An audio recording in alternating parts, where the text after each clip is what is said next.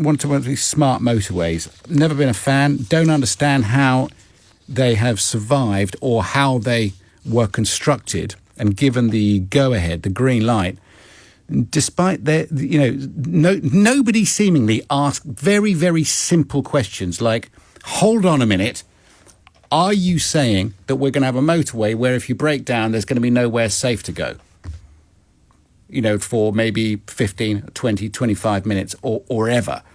Why didn't somebody ask that question? When we were doing, in the old days, at O-levels, we were always told, once you put an answer down, have a look at it and see if it makes sense. So if it was, a sum that you just looked at a very basic level, it doesn't make sense. Smart motorways don't make sense. There's nowhere to go. And now it turns out that the computer system was called Die Now. The one that puts the X's above lanes that are out of service and how in a few minutes they should all be closed off. Well, what happens in those few minutes before they're closed off anyway? And it wasn't working. And this is from National Highways or whatever they're called. Claire Mercer is from Smart Motorways Kill. She's raised over £31,000 in her battle to get smart motorways scrapped. And all of this comes out of a terrible incident in 2019, which I hope, Claire, you can share with me now. And I know we have spoken before. A very good morning to you. Morning. Yes, morning. We have spoken. Just tell people what happened in 2019, if you wouldn't mind. Jason had got on the motorway in Rotherham. Yes, yes. He'd got on the motorway in Rotherham and was heading towards Sheffield direction. He had a minor bump with another motorist. They were in, I believe, the third and fourth lanes of the motorway. So the plan was obviously to pull over where they could.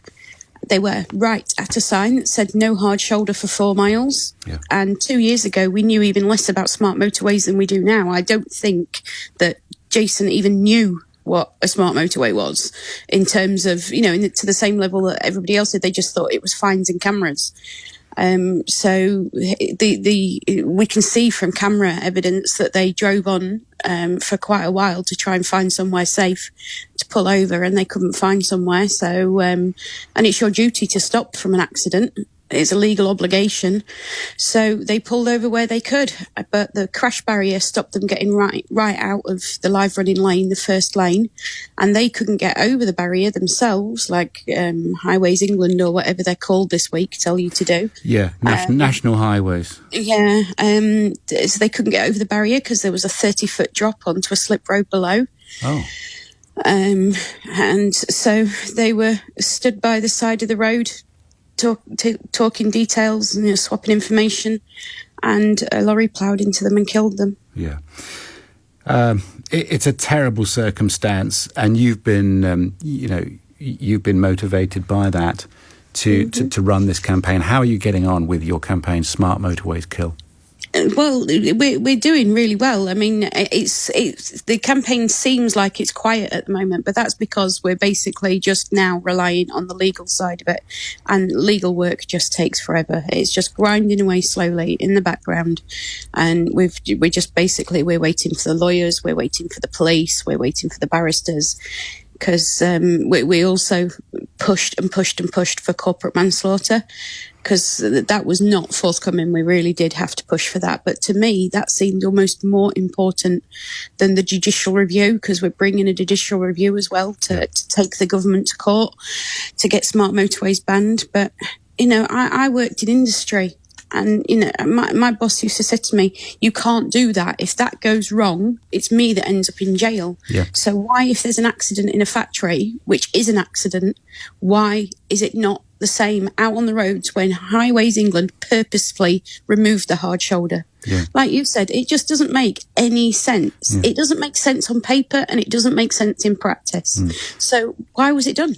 Yeah. Well, I don't know why it was done. I suppose it was done with the purpose of increasing capacity on a motorway network. But where Jason was killed, the pollution is now so bad that it's speed limited. So they took away the hard shoulder, killed Jason and Alexandro, and then had to limit capacity anyway. Yeah, So, no, listen. I mean, the whole thing is just a complete pig's ear. Yeah. It should never have come in. It didn't pass the basic test, which is this a stupid idea or a good idea? It doesn't. Yeah. Nobody can. Well, It's just stupid. It doesn't make any sense. It was sneaked in by the back door because they never told us about this. Nobody knew anything. We've had smart motorways since 1997. We've had smart motorways in common use since something like 2006. But in 2019, I didn't know what one was until there was 2 policemen on my doorstep.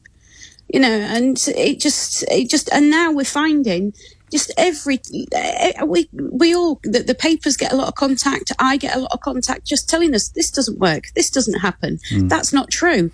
And it just, so even the software doesn't work and goes offline for days at a time, while Grant Shapps is on national TV saying they're here to stay.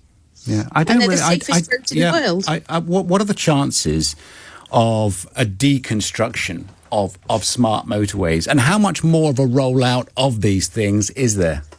They're pushing it through. They accelerated the rollout, especially during lockdown. But I do also believe that because of the backlash against smart motorways, they accelerated the rollout because then they can say, we've spent so much money on this, we can't possibly undo it. And they're already saying that. They've actually said that directly to me.